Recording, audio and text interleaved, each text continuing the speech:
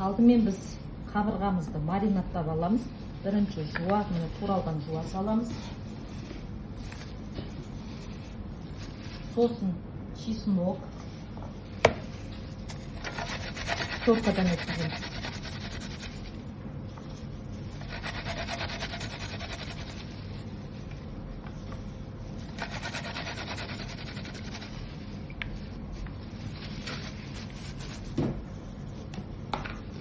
Бал. Мынандай бас. Жарты қасық бал дейді. Сосын аджика.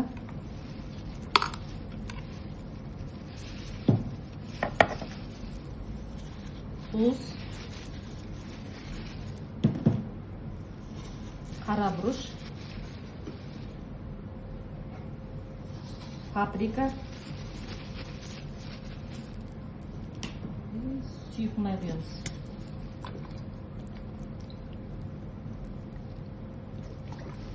Жақсылап араластырып аламыз да бір жарым сағатқа көп қоямыз.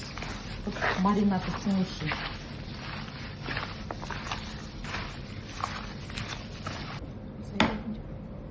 Осылай бетін жауып қоясыздар.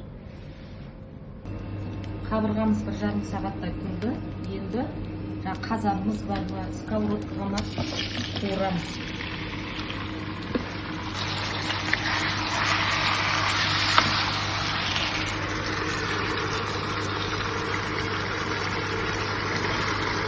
Көп қойдық, енді қабырғамызға картошкамызды жаңа картошка свежий, соларды маринадтаймыз. Екіге бөліп алып, енді мен қабығымен пісіріп, қабықсыз да пісірсеңіз де болады. Маринадына тұз себеміз. Майонез қосамыз кішкене. Қара бұрыш. Сосын май қосамыз. Духовкаға 20 минутқа қоямыз. 20 минутта піседі. Енді әркімнің духовкасы әрқалай ғой. 120 градус, 180 градуста, 200 градуста болады. Суы шыққанша осылай аралап тұрып тұрамыз. Біраздан кейін суы шығады. Суы шыққаннан кейін кішкене сулиямызға бұрқап қоямыз.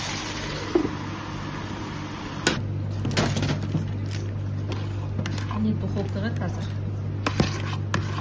салып пісіреміз. Енді қабырғамызды қуырып жүрміз. Бұны қуырып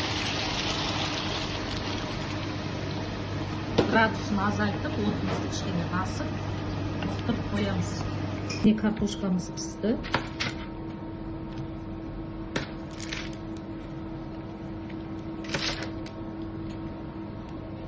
Қабырғамызда дайын. Сочный.